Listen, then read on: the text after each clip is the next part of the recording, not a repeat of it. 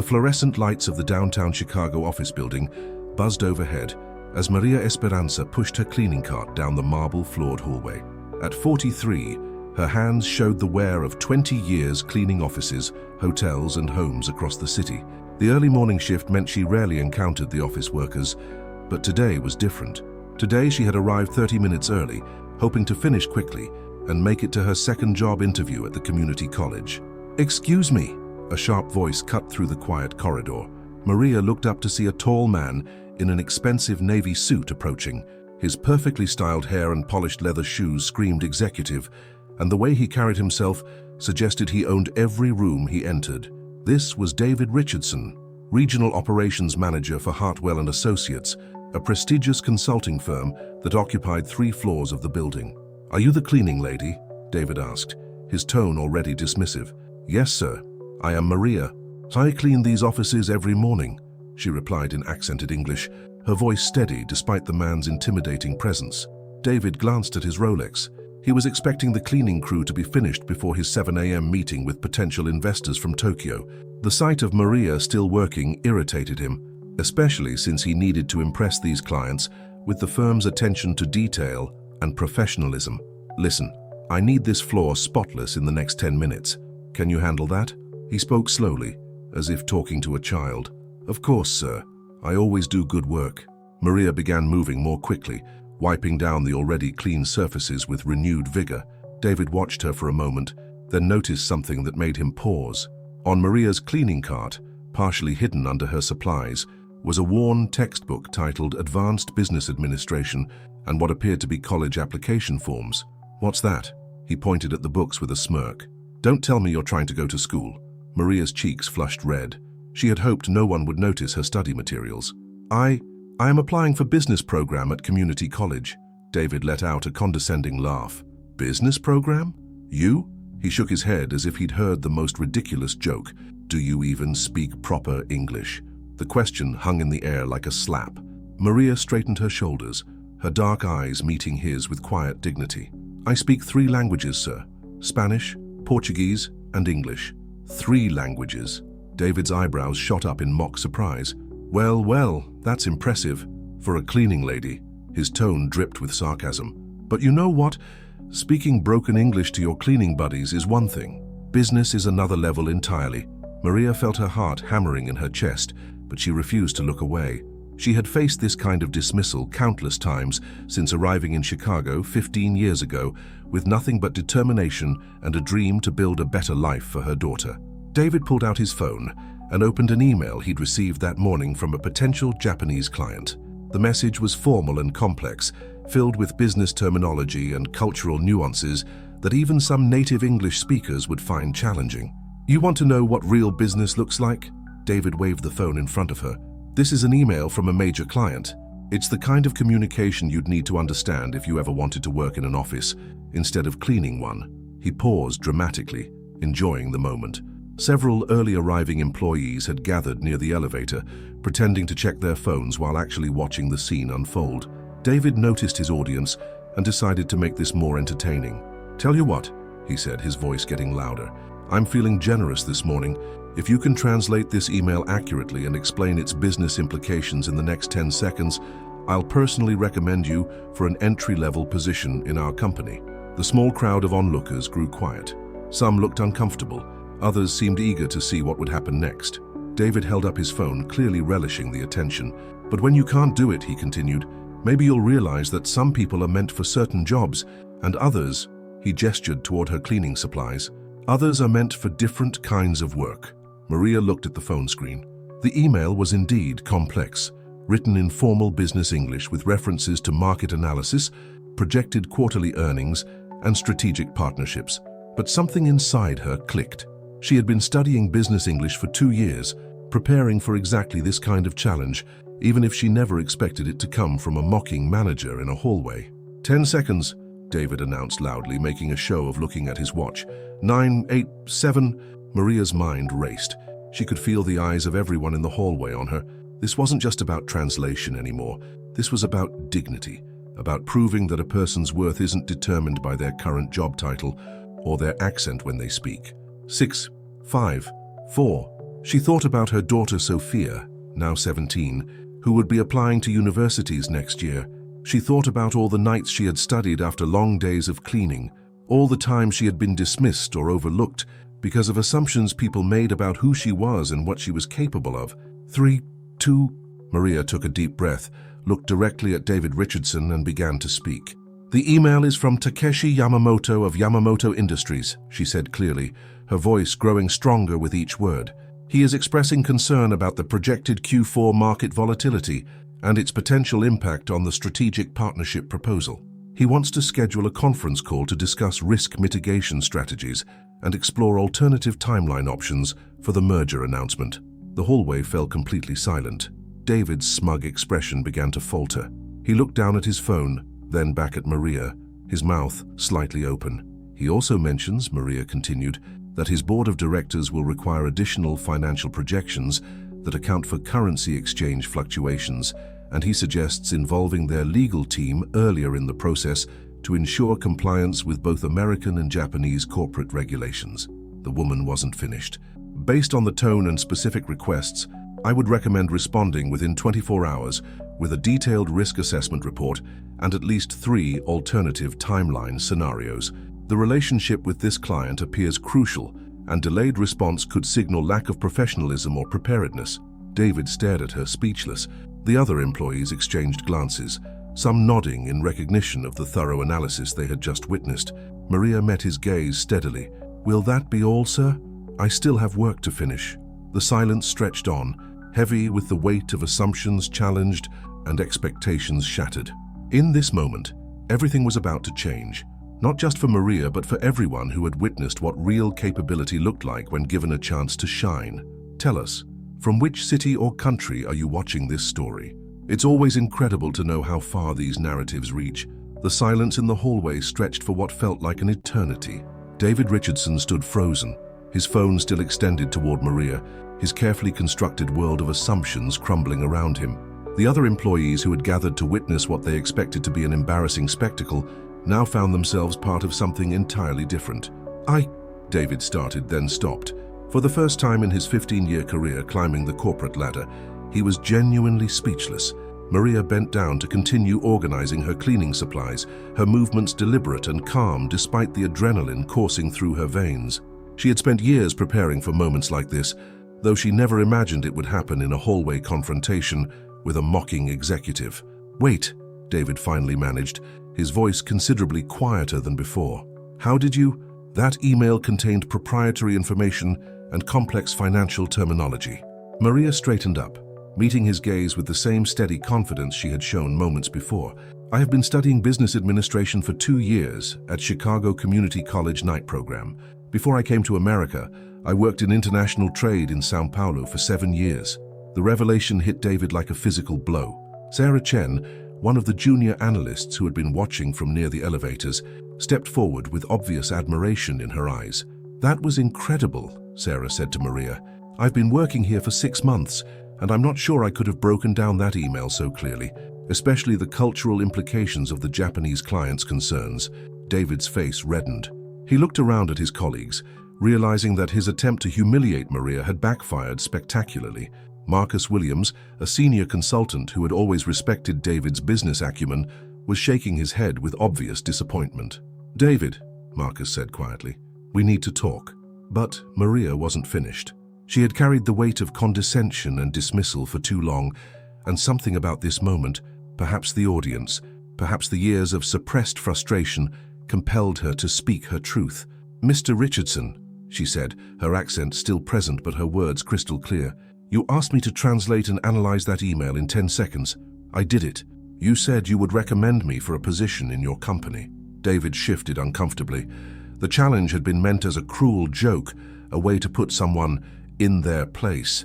He had never expected anyone to actually succeed, least of all a cleaning woman with an accent. That was just, he stammered. "A joke?"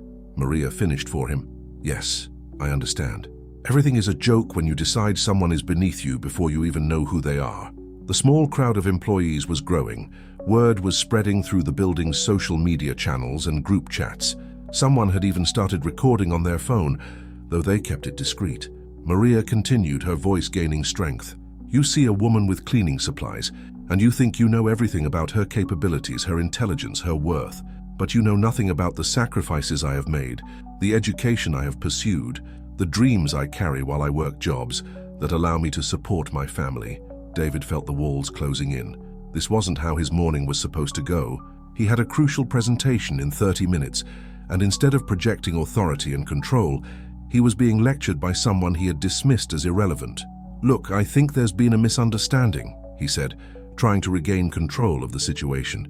"I never meant to suggest that you weren't capable." "Yes, you did," Sarah Chen interjected, surprising everyone, including herself.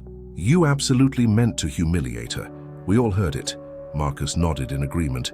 "David, this is exactly the kind of behavior the company has been working to address. We've had 3 diversity and inclusion seminars this quarter alone." David's mind raced. Hartwell and Associates had indeed been under pressure to improve their workplace culture after several high-profile discrimination complaints from other firms had made headlines. The last thing he needed was for this incident to reach upper management. "Maria," he said, forcing his voice to sound professional, "perhaps we should discuss this privately in my office." But Maria had no intention of being shuffled away into privacy where David could control the narrative. She had spent too many years accepting dismissal quietly, swallowing her pride to keep jobs that barely paid her bills. "No, sir. You made your challenge publicly. You wanted an audience for what you thought would be my failure. Now you have an audience for the conversation about your promise." The elevator dinged, and James Hartwell III, the company's founder and CEO, stepped out. At 68, Hartwell had built his consulting empire on the principle of recognizing untapped potential. He had arrived early for David's presentation, but was immediately struck by the unusual gathering in the hallway. "What's going on here?" Hartwell asked, his experienced eyes quickly assessing the tension in the group. Before David could speak, Sarah Chen stepped forward. "Mr. Hartwell, you need to hear what just happened." David's heart sank. This was escalating beyond his control, and James Hartwell was known for his zero-tolerance policy on workplace discrimination. More importantly, Hartwell had built his company's reputation on discovering and developing talent that others overlooked. "Please proceed," Hartwell said, his attention focused completely on the situation. Sarah quickly explained the challenge, Maria's response, and David's obvious attempt to back away from his promise. As she spoke, Hartwell's expression grew increasingly serious. When Sarah finished, Hartwell turned to Maria. "Young lady, would you mind repeating your analysis of that email for me?" Maria nodded, and once again broke down the complex business communication with the same precision and insight she had demonstrated moments before. But this time, she expanded her analysis, offering specific recommendations for response strategies and timeline management. Hartwell listened intently, asking follow-up questions that revealed even deeper layers of Maria's business understanding. The crowd of employees watched in fascination as their CEO engaged in a high-level business discussion with someone they had seen only as part of the building's maintenance staff. "Remarkable," Hartwell said when Maria finished. "Your analysis shows sophisticated understanding of international business practices and cultural sensitivity that many of our consultants take years to develop." David stood silent, realizing that his morning had gone from bad to catastrophic. The Japanese client meeting was now forgotten, overshadowed by the recognition that he had just publicly humiliated someone who might be more qualified than half his team. Maria looked directly at David. "So, Mr. Richardson, about that recommendation you promised." The tension in the hallway was palpable as all eyes turned to David Richardson. James Hartwell stood with his arms crossed, his penetrating gaze fixed on his regional operations manager. The small crowd of employees had grown larger as word spread through the building, and several people were discreetly recording the confrontation on their phones. David felt sweat beading on his forehead. In 15 years at Hartwell and Associates, he had never been in a situation quite like this. His mind raced through possible responses, each one seeming worse than the last. "Well, David?" Hartwell's voice cut through the silence. "The lady is waiting for your response about that recommendation you promised." "Sir, David glanced around at the faces watching him, seeing disappointment, curiosity, and in some cases barely concealed disgust at his earlier behavior. "Perhaps we should discuss this matter privately." "No," Maria said firmly, surprising everyone with the steel in her voice. "You made your offer publicly with witnesses. You wanted to embarrass me in front of these people. Now you can honor your word in front of them, or explain to everyone why your promises mean nothing." Sarah Chen nodded approvingly. She's right, David. You can't make a public challenge and then try to hide behind closed doors when it doesn't go your way. Marcus Williams stepped closer to the group. David, I've worked with you for 5 years. I've seen you close million-dollar deals on handshake agreements. Your word has always been your bond. Don't let prejudice destroy that reputation now. Hartwell's eyes narrowed as he processed Marcus's comment. The implication was clear. This wasn't just about honoring a promise anymore. This was about the character and integrity of one of his senior managers. David, Hartwell said quietly, I'm beginning to understand what happened here. You made an assumption about someone based on their appearance and current job, and you tried to use that assumption to humiliate them publicly. Is that an accurate assessment? David's face went pale. He could feel his career hanging in the balance. Mr. Hartwell, I may have spoken hastily, but I never intended— Your intentions are irrelevant, Hartwell interrupted. Your actions speak for themselves. This young woman demonstrated more business acumen in 2 minutes than some of our junior analysts show in weeks. And your response is to backtrack on a commitment you made in front of witnesses. Maria watched the exchange with growing confidence. For years, she had dreamed of a moment like this, not the confrontation, but the opportunity to have her capabilities recognized by someone who mattered.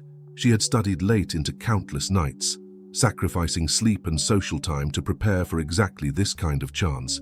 Mr. Hartwell, Maria said, may I say something? Hartwell turned to her with genuine interest. Please go ahead. I did not ask for this confrontation. I was simply doing my job when Mr. Richardson decided to test me. But now that we are here, I want to be clear about something. She paused, gathering her thoughts. I do not want charity. I do not want a position because someone feels guilty about their behavior. If there is an opportunity for me in this company, I want it to be because I have earned it through my qualifications and capabilities. The declaration stunned everyone, including David. In all his years in corporate America, he had rarely encountered such dignity under pressure. Hartwell smiled for the first time that morning. What qualifications are you referring to, Maria? I have a bachelor's degree in international business from Universidade de São Paulo. I worked for 7 years in import-export operations before I came to America. Here, I have completed 2 years of advanced business studies at Chicago Community College, while working 2 jobs to support my family. I speak 4 languages fluently: Spanish, Portuguese, English, and basic Japanese, which I have been learning specifically to better understand international business communications. The revelation about Japanese language skills caught everyone off guard, especially given the context of the email that had started this entire confrontation. You speak Japanese? Sarah Chen asked, amazed. Basic business Japanese, yes. I recognize several terms in the email that help me understand the cultural context of the client's concerns. Hartwell was clearly impressed. Maria, would you be interested in having a formal conversation about opportunities within our company? Not because of this situation, but because of your qualifications. David felt his stomach drop. The woman he had tried to humiliate was about to be offered opportunities that some of his own team members had been waiting months to receive. I would be very interested, Mr. Hartwell. But first, Maria turned to David with a look that was somehow both challenging and compassionate. I would like Mr. Richardson to understand something. I clean these offices not because I am not capable of other work, but because I needed flexible hours while I studied and raised my daughter. Every morning when I clean your office, Mr. Richardson, I see the projects you work on. I read the reports you leave on your desk. I understand the challenges your clients face because I have faced similar challenges in my previous career. David stared at her, realizing with growing horror that she had been observing and learning from his work for months, possibly years. You want to know what I think about when I empty your wastebasket? Maria continued. I think about the solutions you missed, the opportunities you overlooked, the cultural considerations you ignored in your international proposals. I think about how I could help, if anyone ever bothered to ask what I knew instead of assuming what I didn't. The crowd of employees was completely silent now. Even the sound of the building's air conditioning seemed muted as everyone processed Maria's words. If this story is touching you in some way, comment below and tell us where you're watching from. Every place has its own struggles, and sometimes it's incredible to see how we all connect through such human stories. Hartwell looked at David with disappointment that was impossible to miss. David, I think you owe Maria an apology. And more than that, I think you owe her the recommendation you promised. David knew there was no way out. His reputation, his career, possibly his entire future at the company, depended on how he handled the next few moments. The question was whether he had the character to do what was right, or whether his pride would cost him everything. "Maria," he said slowly, his voice barely above a whisper. The entire hallway held its breath, waiting to see what kind of man David Richardson truly was. And as everything hung in the balance, as David faced the most important decision of his career, a choice that would define not just his future, but his character. David Richardson stood in the hallway, feeling the weight of every eye upon him.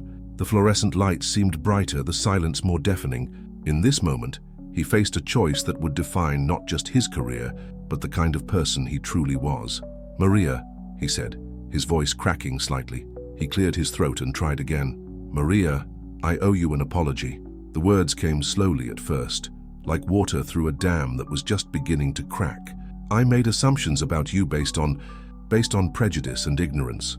So I saw your job, heard your accent, and decided I knew everything about your capabilities and worth." He paused, the admission clearly painful. "I was wrong. Completely, inexcusably wrong." Maria watched him carefully, her expression unreadable. She had heard apologies before, hollow words meant to smooth over uncomfortable situations, but something in David's voice suggested this might be different. "More than that," David continued, finding his footing now, "I need to acknowledge that my behavior was not just wrong, it was cruel. I tried to humiliate you for my own entertainment and to reinforce my own sense of superiority.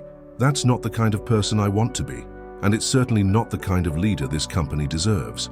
James Hartwell nodded approvingly, but remained silent, allowing the moment to unfold naturally. "You asked for the recommendation I promised," David said, meeting Maria's eyes directly. "But honestly, after witnessing your capabilities, your dignity, and your grace under pressure, I think you're overqualified for an entry-level position." He turned to Hartwell. "Sir, with your permission, I'd like to recommend Maria Esperanza for a direct placement in our international business development team. Her combination of language skills, cultural understanding, and business acumen makes her exactly what we need for our expanding Asia-Pacific client base." The suggestion surprised everyone, including Maria. Sarah Chen smiled broadly, while Marcus Williams nodded with obvious approval. Hartwell studied David for a long moment. "That's a significant recommendation, David. Are you prepared to stake your professional reputation on it?" "Yes, sir, I am." David's voice was steady now, filled with conviction.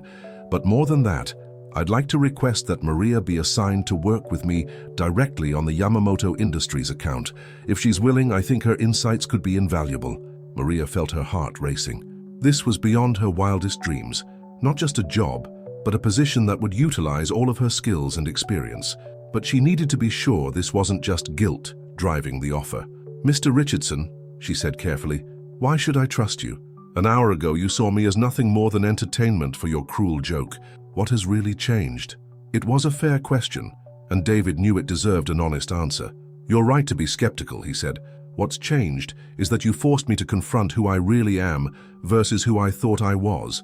I believed I was a successful, fair-minded businessman, but your courage showed me that I had become someone who judges people by their circumstances rather than their character, someone who uses his position to diminish others rather than elevate them." He paused, gathering his thoughts. "I can't undo what I said or how I acted, but I can choose to be better going forward. And frankly, Maria, this company needs people like you, people with real-world experience, cultural competency, and the resilience to overcome obstacles that people like me can't even imagine." Hartwell stepped forward. "Maria, I'd like to extend a formal offer for you to join our international business development team, reporting directly to David. The starting salary would be $75,000 annually, with full benefits and opportunities for advancement based on performance." The figure made Maria's knees weak. It was more than double what she made from both her cleaning jobs combined. It would mean security for her and her daughter Sophia, and the chance to finally use her education and experience. "There's one condition," Hartwell continued. "I want you to know that this offer is being made purely based on your demonstrated qualifications. Mr. Richardson's earlier behavior, while unacceptable, has no bearing on our assessment of your value to this organization." Maria looked around at the faces surrounding her, some filled with admiration, others with curiosity, all of them waiting for her response. She thought about her daughter, who would be starting college applications soon. She thought about all the nights she had studied while Sophia slept, all the dreams she had deferred but never abandoned. "Mr. Hartwell," she said, "I accept your offer, but I have one request." "What's that?" "I would like to finish my shift today. I gave my word to the cleaning company that I would complete my work, and my word means something to me." The simple statement carried profound weight. Here was a woman who, even in her moment of triumph, refused to abandon her commitments or compromise her integrity. Hartwell smiled. "Of course, take the time you need to fulfill your obligations. Your first day in the new position can begin whenever you're ready." As the crowd began to disperse, David lingered. "Maria, I want you to know that I'm grateful. You could have simply accepted my apology and moved on. Instead, you've given me the chance to be part of your success rather than an obstacle to it." Maria extended her hand to him. "Mr. Richardson, everyone deserves a chance to grow and change. I believe people can be better than their worst moments." As they shook hands, David realized that Maria had just taught him a lesson in grace that no business school could have provided. 3 months later, Maria's innovative approach to the Yamamoto Industries account had resulted in a $3.2 million expansion deal.